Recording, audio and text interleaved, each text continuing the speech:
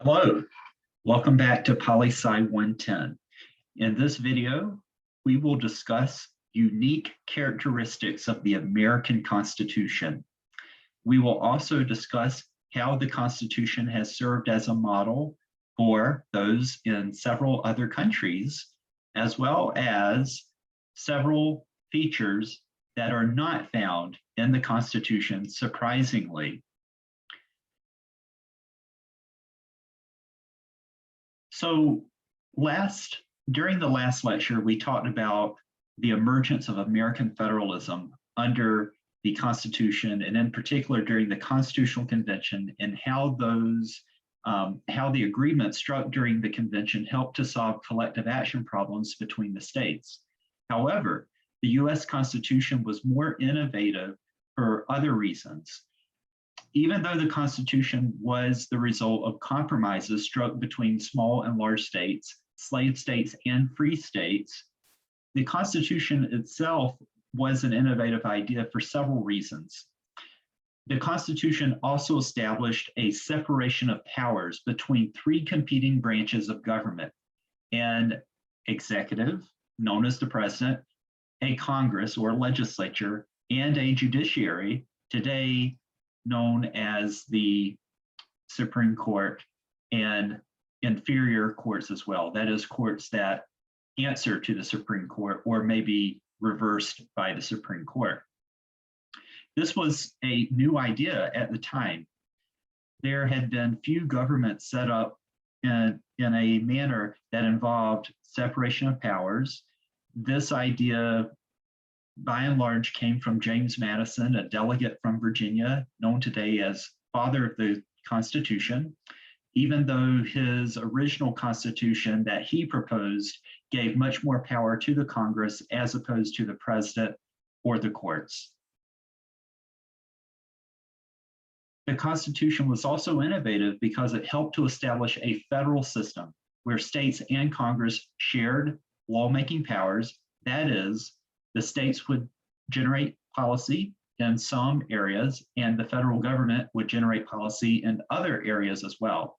Recall from the last lecture that the federal government has powers that are enumerated in Article 1, Section 8. Common examples include the power to conduct diplomacy, engage in foreign affairs, to coin money, to establish weights and measures, and various other functions as well that single states really cannot perform on their own.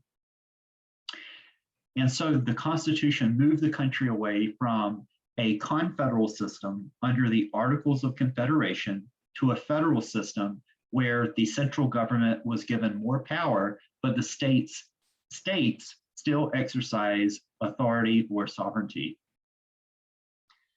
And also, the written Constitution was subject to change.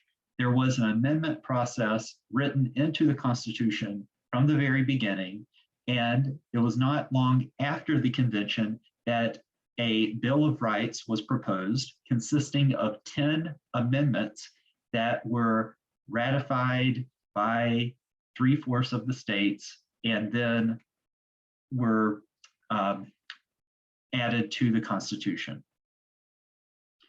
Now, these are three reasons why the American Constitution is innovative, but there are also other reasons as well.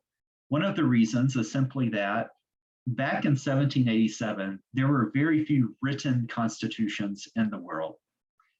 So a written constitution is just that. It is a piece of paper that sets out the rules and processes and institutions of our government on paper.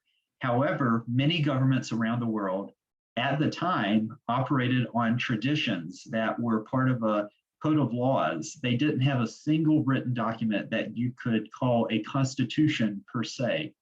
If we look at the number of countries over time from 1800 until about 2000, we find that the number of countries in existence has grown, and the number of countries with written constitutions has grown as well. But if we look at closer to 1800, and remember, our Constitution is from 1787, If we look at closer to 1800, very few countries actually had written constitutions. And so the written constitution was an innovative idea at the time.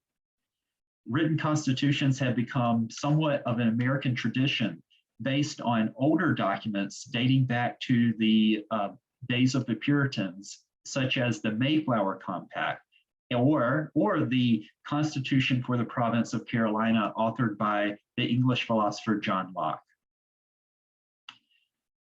As I mentioned before, very few countries had written constitutions before 1800, and written constitutions have become somewhat of the norm over the past 200 years. They do not always last very long. In some countries, the Constitution goes away or is replaced after a generation or two, but the American Constitution is surprisingly durable.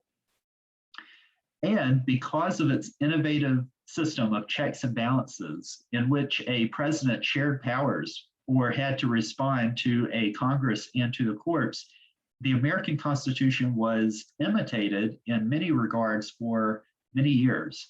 If we were to compare the American Constitution, that is in the United States, to various constitutions adapted throughout Latin America, including from countries such as Mexico or Peru or Haiti or Dominican Republic, we find that the constitutions that those countries have established actually shared a lot of similarity or a lot of the same provisions with the United States Constitution, particularly early on in the 1800s. But over time, the similarity to the US Constitution has decreased somewhat. There are a fair amount of presidential democracies throughout Latin America. So is the American Constitution innovative in other ways? Well, it is also innovative partly for what it does not say. Many people, for example, are surprised to learn that the American Constitution or the United States Constitution does not have a right to education, is not mentioned anywhere in the US Constitution, no right to health care. There are no protections for workers. There was a anti-child labor amendment proposed in the 1920s, but an insufficient number of states approved of it, and it therefore was not added to the Constitution. There was no mention of Social Security benefits in the Constitution.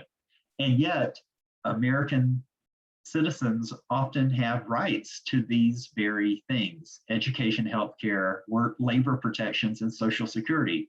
So how do we have these privileges or rights? Why do we participate in these programs? Well, the answer is that there is more than one Constitution in the United States. Not only is there a US Constitution, each of the 50 states have their own constitutions. And it is in those documents, those 50 documents, that many of these positive rights can be found. Notice that I have highlighted the word positive rights here, meaning that you have a right to something, a right to education, for example. These are different from negative rights, where you have a right from something, or perhaps a right from religious discrimination or from state interference with your private life. That is the difference between positive rights, you have a right to something, and negative rights, you have a right from something. And so it is in the book, Looking for Rights in All the Wrong Places, written by political scientist Emily Zakin, that she makes the argument that many of the state constitutions provide for these positive rights that many people are surprised are not found in the US Constitution. In fact, the US Constitution is one of the shortest constitutions in the world. It is fewer than 8,000 words long. Many of the state constitutions are 40, 50, even 200,000 or 300,000 words long on occasion. Nevertheless, Congress may still occasionally allocate funds to things like education or healthcare. Just because something is not in the Constitution per se does not mean that Congress cannot support it financially in part. If we were to look at the rights that are in our US Constitution and how those rights compare across time, we find that a fair number of constitutions across the world have protections for the freedom of expression. Remember that this is found in the First Amendment to our Constitution, where you are guaranteed rights to free speech, petition, press, assembly, and religious exercise or conscience. These freedoms of expression are quite common among constitutions around the world. About 80 to 90% of them have that right today. The right to health care is new, starting to appear in constitutions around the world around the 1920s or 30s.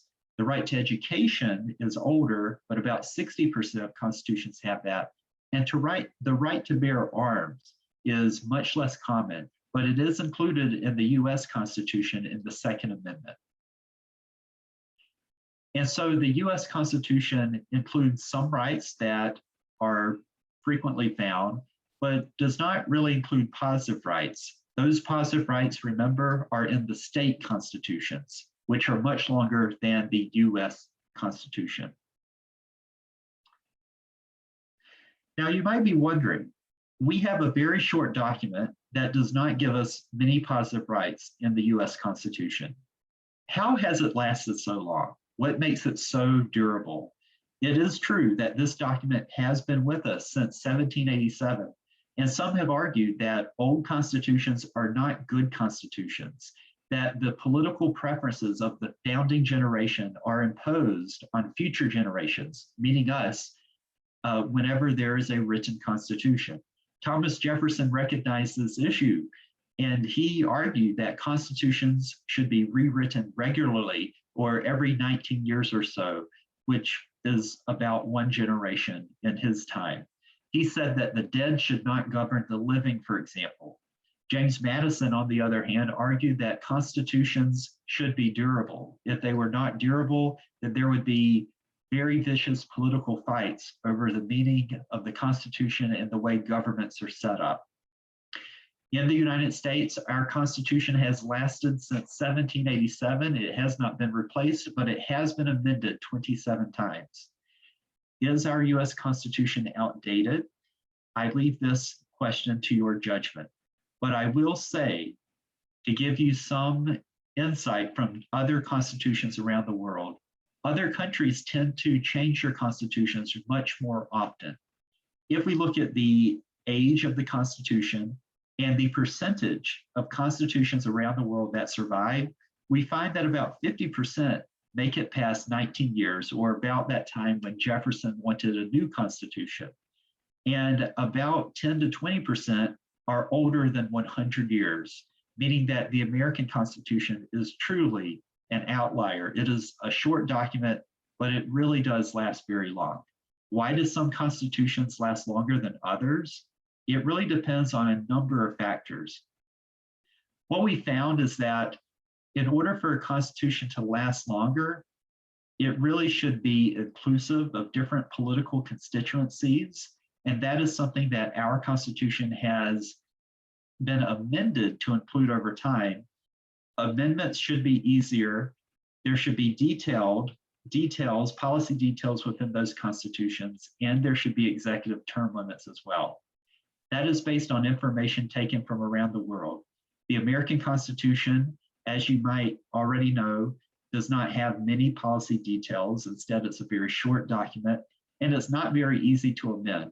And yet we have a Constitution that has been with us since 1787. This is partly why we have such a unique American Constitution. But part of the reason that it has lasted is not necessarily because it is amended rarely, but instead because it is changed in terms of application. So even though there are only 27 amendments in the US Constitution, the way that the Constitution is interpreted and applied to law is often changed by federal court rulings, including court rulings from the United States Supreme Court. Amendments tend to be rare. There are 27 from across our entire history since 1787. And members of Congress propose 50 to 100 new amendments every single year. very few of those amendments, those proposed amendments, get a vote. They do not make it out of the committee, which we'll learn more about later. But Congress has sent 33 amendments to the states and 27 have been ratified. So how is it that our Constitution lasts so long, despite the fact that it is amended rarely? Isn't it the case that constitutions that are amended more easily last longer on average? That's true. The answer is that the courts are the ones who end up applying a constitution in different ways at different points in time. We will learn more about that on the chapter where we talk about the judiciary. Thank you.